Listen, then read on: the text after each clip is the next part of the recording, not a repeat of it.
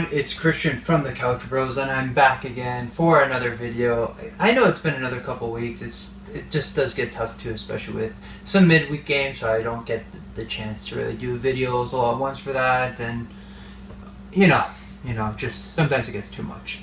So anyways, we're here to talk about round 7 of Serie A, and it's the last match day before international break.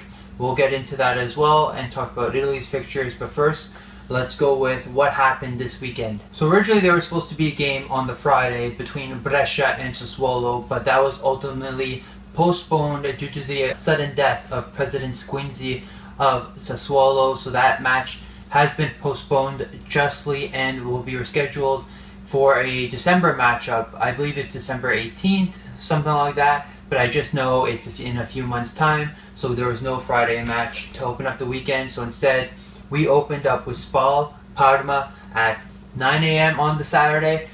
October, sorry, we're already there. At 9 a.m. and Spal taking the full 3 points here. And of course, Gervinho couldn't go a game without getting a goal called back for offside. He's just too fast for his own good, getting by the defenders. So I don't know when he's going to be able to get a goal where it doesn't get called back by the refs, VAR, whoever. Tanya, of course, scoring the winner, and then Spal also seeing a red card as well. The 12 p.m. game, the noontime match on the Saturday, ended in a bit of a surprise, and probably something some of us probably did see coming. Verona taking the victory against Sampdoria, winning 2-0 at the Bentegodi. That's huge for Hellas Verona and their hopes of staying up. And that condemns Sampdoria to another loss as well. And it seems like Di Francesco is probably going to lose his job. And I can't blame him too much, just because, especially with the ownership change, there's a whole bunch of, there's a whole mess there. And considering Sampdoria also lost Dennis Pride and Joachim Anderson, those two are huge losses, and they couldn't really recuperate those players. So I'm hoping Samp can bounce back, because you don't want to see players like Aldero, Gabbiadini, Quagliarella go down with them. Some of them maybe will stay, but I really doubt it, and I don't know how long it'll take for Di Francesco to get his crap together before he can even see more wins, or if another loss will probably see him lose his job. Time will only tell, but they have a couple weeks to get themselves together. Now, the last game on the Saturday was between Genoa and Milan. Now, this was I don't know how to say it. We'll put it an entertaining game in some perspective, I guess. Donnarumma also went out because of a last-minute stomach injury, I believe, or something. Anyways, Reina started the game, and he already there made a blunder coming right before halftime. Schoen taking a free kick, dipping right in front of Reina, and he just misjudged it and went in. And then Genoa see Saponara sent off from the bench for, I believe, lamenting a foul that should have happened before. Milan make changes at halftime, and those changes helped immensely as Leao and Paqueta both changed the game to help Milan come back. Goals from Theo Hernandez scoring his first goal for the club and on his birthday weekend as well. And then Frank Cassi scoring from the spot. And there also Biraski was sent off for a handball for his second yellow. Later on in the game, Calabria gets sent off for his mistake, and then he pulls back Kwame. And also, Calabria is he's the only player currently right now in the top 5 leagues in Europe that has already seen 2 red cards. So he's having an abysmal season. I don't know if it's just because it's under Gianpaolo or anything, but it's a season to forget for him right now. And then Castillejo gets sent off for protesting on the bench. That means there's a total of 4 red cards, 2 coming from the bench. And then Genoa also receive a last-minute penalty where Kwame is already falling down. Reina comes out to collect but backs away before it's too late, and Kwame just makes a meal out of it. VAR maybe should have done something as well. I don't know why the ref didn't review it, as Kwame was already on his way down. But anyways, Sean goes to take it and misses. Reina saves it, and Milan take the full 3 points here. But reading today, or earlier today, that, and especially after the game, that the win was very unconvincing for the Milan board. And they're already looking at sacking Gianpaolo, who, even with a win, couldn't secure his job. So right now they're in talks with Spalletti because he needs to rescind his contract with Inter. Maybe he'll do something to change Milan the way they should be playing, considering he did help Inter into a Champions League finish last year. It's just too many coaches since Allegri can't help Milan come on top. When will it end? Now, again, they have an international break to figure themselves out and what's going on, but I know the Milan management do not want to wait on a new coach, as they want to get everything sorted so they can get rid of Gianpaolo and hopefully get back to playing off a better season. Moving on to Sundays, we had the 6:30 a.m. game, which was Fiorentina-Udinese, and Fiorentina going on a 3-game winning streak, securing the full 3 points here. They're starting to bounce back. They're finding their form, and that's good to see them, especially with a young team with some experienced players in there, and that's just what they need to get themselves going and having a better season than they did last year. 3 games at 9 a.m. We had Bologna-Lazio finishing 2-2. 2 red cards also shown this game as well, and that's I would say a valuable point for Bologna. Not so good for Lazio, and also with Mihajlovic still being on the bench pulling through, it's also stated he's still doing chemo, so especially doing that and still coaching, I'm giving kudos to him. Great guy, great coach. I still wish he was at Milan though. But I can't say much about that. Again, Lazio being halted once again, but they're still remaining close to the top end of the table. We have Atalanta-Lecce. Atalanta winning 3-1. Big points for them. Lecce still struggling. If Atalanta can keep this up, maybe they can finish another Champions League position. But time will only tell too if they collapse all of a sudden or they continue their form. Teams do need to pick up still points here, but the later half of the season is where everything comes down to. Last morning game was Roma-Cagliari. Cagliari taking the lead through a Joao Pedro penalty, and then Roma equalized through a Cepitelli own goal. But late in the game there was drama as well. Kalinic being sent on goal and Pisacane being in front of him. And now, I didn't see the full lead up to it, as I only saw replays because my brother was watching it on DAZN while I was keeping an eye on the last few minutes of Bologna-Lazio. But as soon as that happened, because he started freaking out because the last minute winner Kalinic scored. But after seeing replays, and I can't say if the ref had whistled before, because even looking in the aftermath, it looked like no one knew what was going on. But Kalinic basically being shielded by Pisacane, but he uses his hands, maybe looks like a kick, and he goes into Olsen, and Kalinic puts it into the empty net. First glance from me, I find it a foul. Commentators on TLN and DAZN both say it was a foul, and then the pundits on Just Rodrigo on Rai said it was a foul. So I know some people are in a disagreement with that, saying there was no foul. He did barely touch him, but there was still contact enough to do that. Shouldn't have done that because, again, there's a push and a kick. VAR should have done something because the Roma players did not know until Pisacane was stretchered off the field. So there has to be more clear details in that. And I know I didn't get the chance to see the whole game again, but brother telling me that the Massa was a complete mess that whole game.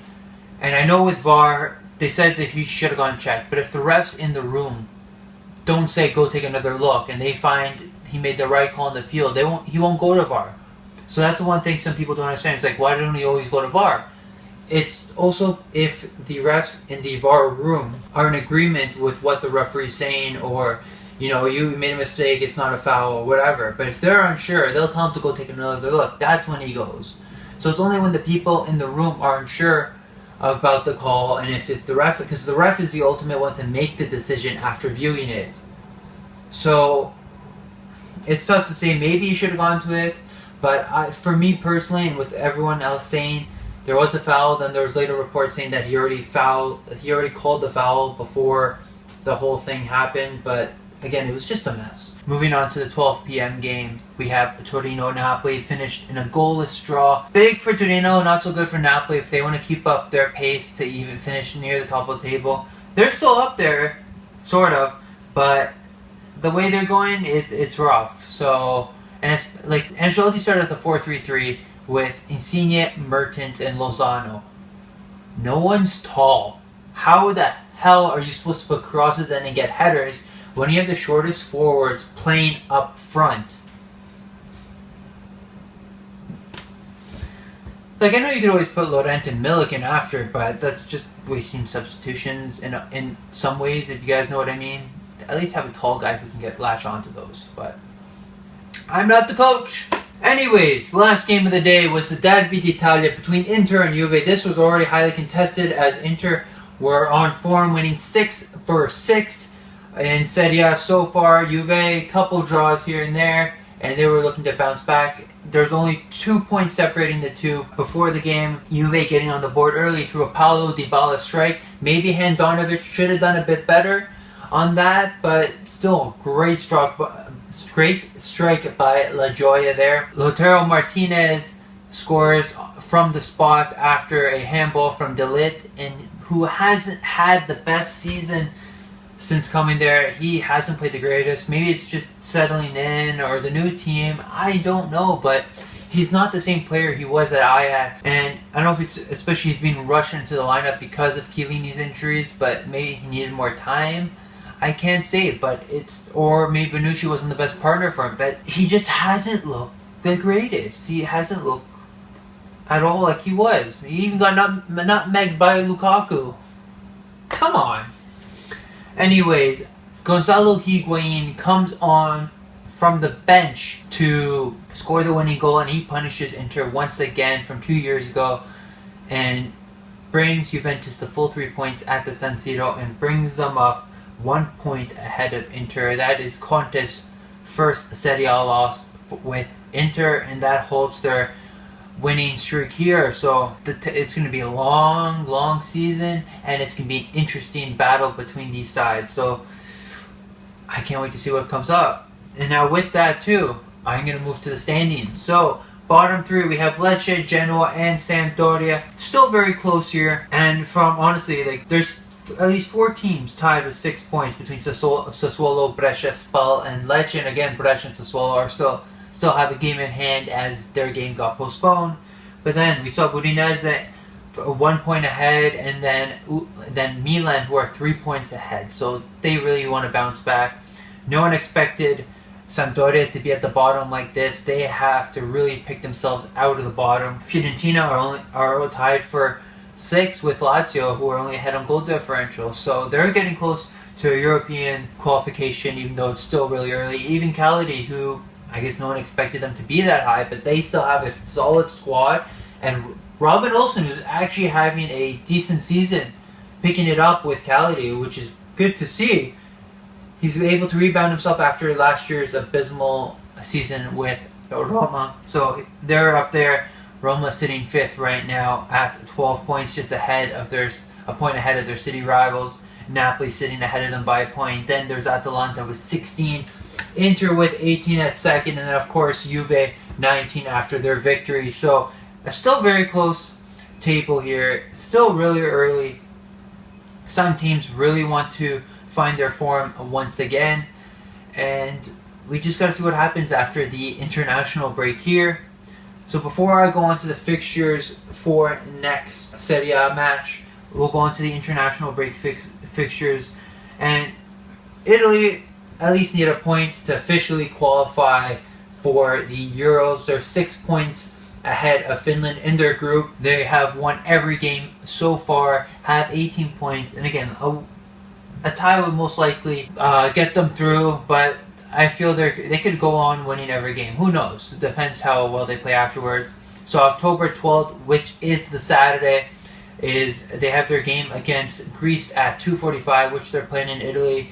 Not sure what stadium yet. I don't know if it's been announced already, but anyways, they're playing at home, and they can play at home to secure themselves in the next year's Euros. Then to finish off this international break, they have on October 15th, which is next Tuesday at 2:45, Liechtenstein, Italy.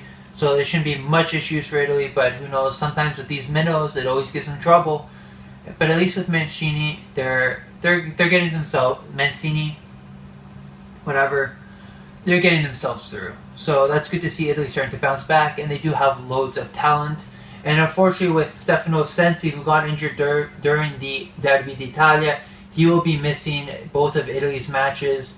Sad, because he's having such a good season with Inter, so it would have been great to see him link up play with a lot of his Italian comrades. And I know they can get the right result. So anyways, we're going back to Serie A now. Going into match day 8, October 19th, which is Saturday once again. Opening matchup in the morning, Lazio-Atalanta. That, I'm looking forward to that. That's going to be a really interesting matchup for sure. Both teams want wins. Atalanta want to keep up their form, while Lazio just want to bounce back and try to get some results.